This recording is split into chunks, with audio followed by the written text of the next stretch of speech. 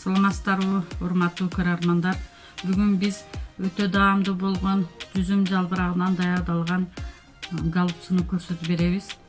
Бизге керек болуучу азыктар: жүзүм жалбырагы, 250 грамм майдаланган эт, жарым килограмм картошка, 100 грамм күрүч, 2 кашык томат, пияз, калемпир, чеснок, зубочистка, өсүмдүк майы, туз ушулар керек болот. Жүзүм жалбырагын тазалап, муздак сууга жууп, үстүнө кайнаган сууду куябыз. Пиязыбызды майдалап туурап алабыз.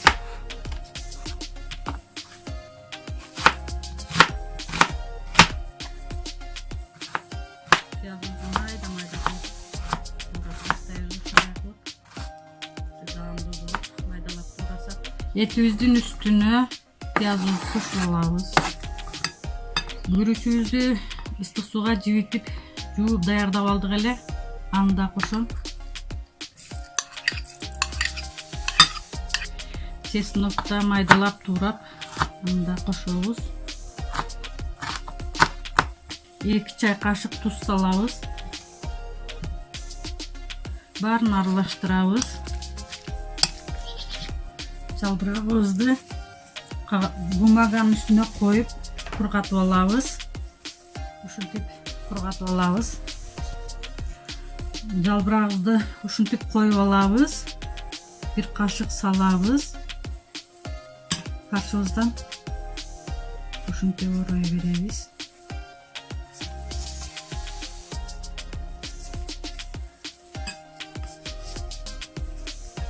Жалбырагыбыз ийкемдүү болуп, жакшы оролот, ыстык сууга жууса.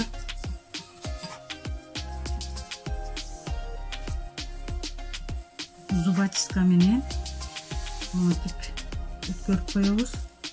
Ичи ачылбайт. Ушинтип даярдап алабыз. Ушинтип экинчисин да ороп алабыз. Ушундай кылып.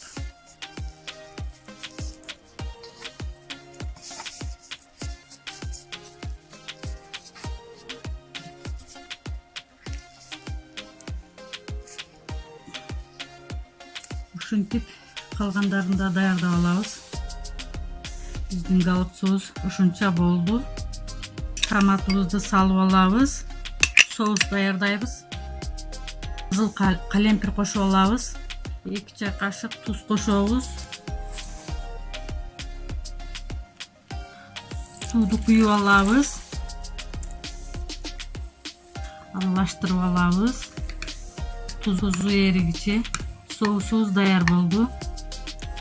Өсүмдүк майыны куюп алабыз. Картошкабызды салып алабыз.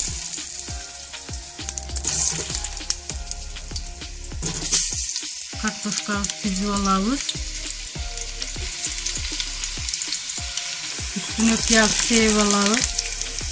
Галупсулерди түзүп алабыз.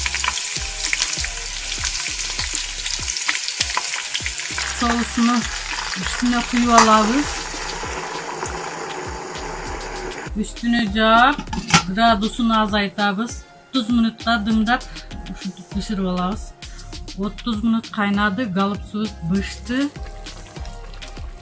Жүзүм жалбырагынан даярдалган галупсубуз бышып даяр болду. Сиздер да даярдап көрүңүздөр.